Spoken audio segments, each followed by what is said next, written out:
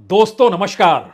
बहुत ही शोर है संसद का और महिला आरक्षण बिल को लेकर इस सरकार ने एक ऐसी बिसात बिछा दी जिसके भीतर सब कुछ इस देश का छुपते चला जा रहा है।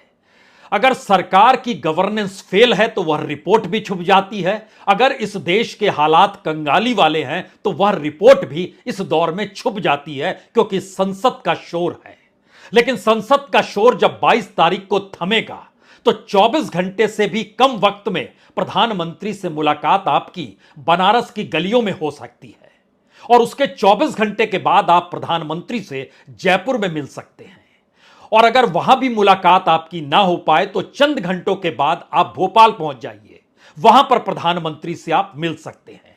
और यह सिलसिला जो अब शुरू होने वाला है, अगले 7 महीनों तक प्रधानमंत्री इस देश की किसी ना किसी शहर की किसी ना किसी गलियों में आपको नजर आने वाले हैं। क्योंकि इस दौर में जो रिपोर्ट आती है वो सब कुछ तो छुप जाती है। किसे पता है कि इस दौर में आरबीआई की एक रिपोर्ट बतला रही है कि इस देश के आम लोग, चाहे वो लोअर क्लास हो, चाहे मिडिल क्लास हो, चाहे अपर मिडिल क्लास हो, स्थितियां उसकी नाजुक हो गई है और पूरे देश के भीतर में जो हर घर परिवार में बचत होता था वह बहुत कम हो गया है। जो कर्ज है वो बहुत बढ़ गया है। यहां तक कि घर की जो संपत्ति होती है, चाहे बैंक में जमा पैसा हो, चाहे कभी किसी ने इन्वेस्ट किया हो, तमाम चीजों को जोड़िए, वह भी इस दौर में कम हो गया है। लेकिन यह रिपोर्ट तो आपने देखी नहीं होगी। आपने तो सीएजी की वह रिपोर्ट भी नहीं पढ़ी जिसमें जिक्र हुआ कि कैसे सरकार चलाते वक्त इस देश के पब्लिक सेक्टर कंपनियों में फाइनेंशियल हेरफेर हो रहा है। जहां पैसा खर्च करना है वहां नहीं होता है, कहीं और खर्च हो जाता है। जो सेस का पैसा आपसे लिया जाता है कि इसका उपयोग इस जगह पर करेंगे, वहां भी उपयोग नहीं हो पाता है। और बीते 5 वर्षों से इस तरीके के फाइनेंशियल हेरफेर और उसको सुलझाने या सल्टाने की दृष्टि से सरकार काम नहीं कर रही है। क्योंकि सीएजी की रिपोर्ट में कई केसेस का जिक्र है कि 5 बरस हो गए लेकिन किसी ने उसे सुलझाया क्यों नहीं। तो क्या वाकई इस देश के भीतर में अब जो जनता की हालात हैं उससे ध्यान भटकाने के लिए सरकार ने महिला आरक्षण का जिक्र किया? उससे भटकाने के लिए क्या विश्वकर्मा योजना की शुरुआत हुई? और उसी से भटकाने के लिए क्या 1 अक्टूबर से किसान क्रेडिट कार्ड लेकर तमाम बीजेपी के लोग आपको घर घर किसानों के नजर आने वाले हैं और उससे लुभाया जाएगा और बताया जाएगा कि देखिए सरकार क्या शानदार काम कर रही है? आइए इस सफर पे चलिए, क्योंकि इस सफर के भीतर में शुरुआत ही इंस्टीट्यूट ऑफ इंटरनेशनल फाइनेंस की रिपोर्ट से होती है, जो बहुत साफ बताती है कि दुनिया के उभरते हुए बाजारों में भारत है, चीन है, ब्राजील है। लेकिन अगली लाइन उसकी बतलाती है कि दरअसल यह उभरते हुए बाजार जो हैं टॉप पर है।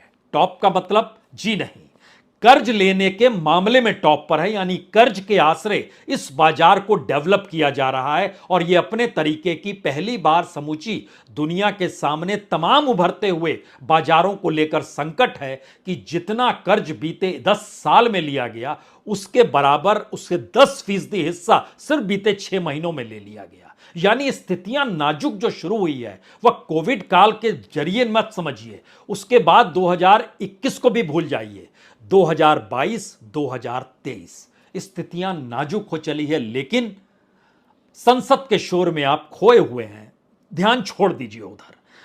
अब आरबीआई की उस रिपोर्ट को समझिए जहां वो सीधे तौर पर कहती है कि इस देश के भीतर में जो घरों के भीतर का जो एसेट होता है, जो पूरे देश का एक औसत निकाला जाता है, वह अगर 2021 में 22 लाख करोड़ था तो वो घटकर 13 लाख करोड़ पर आ गया है। पहली नजर में आप क्या समझिए?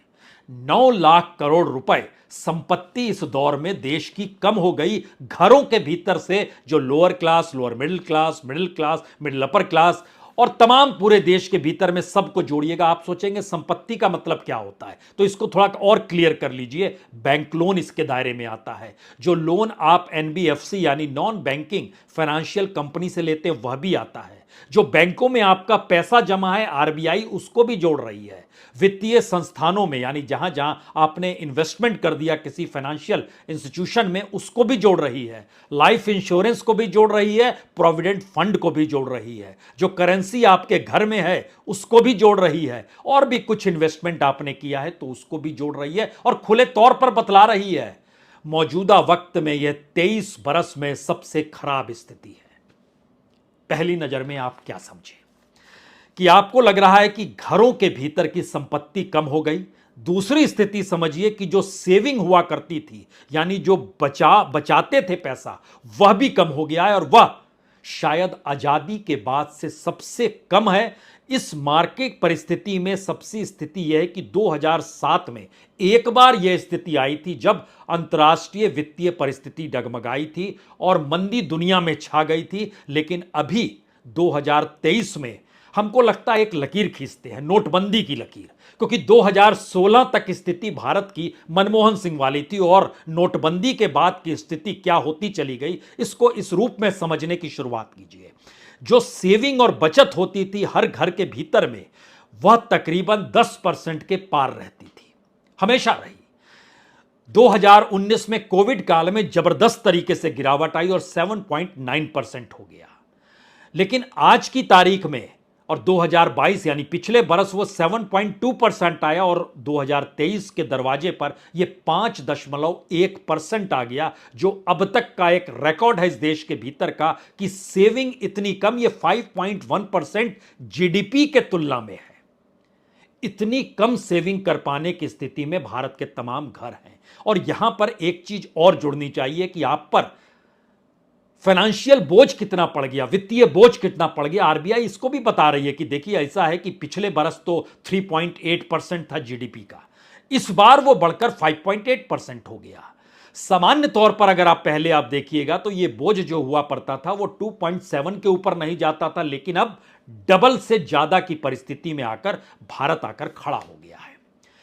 अब जब इन बातों का जिक्र हो रहा है तो 2-3 बात और समझ लीजिए कि जो लोन लिया जाता है उसमें कितना इजाफा हो गया और किस तरीके से लोन लिया जा रहा है, और उसमें इंस्टीट्यूशनल लोन जो लिया जाता है वो अगर रईस लोग लोन 42% लेते हैं तो मिडिल क्लास जो है उसका 30% हिस्सा, जो पूरे देश की सब लोगों को जोड़िएगा उसका 30%, अगर मिडिल क्लास को मानिएगा तो वह भी 40% ले रहा है। लौटाने की स्थिति उसकी भी नहीं है। जो लोअर क्लास है उसके पास तो पैसा नहीं, तो उसका लगभग 20-22% वह लोन लेता है अपने तौर पर। लेकिन बात इसके आगे शुरू होती है जिसमें सवाल सबसे बड़ा यह है, इस देश के भीतर में क्या वाकई बीजेपी के नेता चुनाव प्रचार भी कर पाएंगे? क्योंकि जो रिपोर्ट है आरबीआई की और उसके साथ जो सेंटर फॉर मॉनिटरिंग इकोनॉमी यानी सीएमआई की रिपोर्ट जो बतलाती है यूथ पार्टिसिपेशन लेबर के तौर पर इस देश के भीतर कितना है। अगर नोटबंदी तक की परिस्थिति में एक लकीर खींचे तो नोटबंदी के वक्त इस देश का युवा 15 साल से 24 साल तक के बीच में 7 करोड़ 48 लाख युवा रोजगार कर रहा था। लेकिन आज जब हम आपसे बात कर रहे हैं तो आंकड़ा घट के 5 करोड़ 50 लाख पर आ गया, यानी लगभग 2 करोड़ लोगों की नौकरियां इस दौर में चली गई।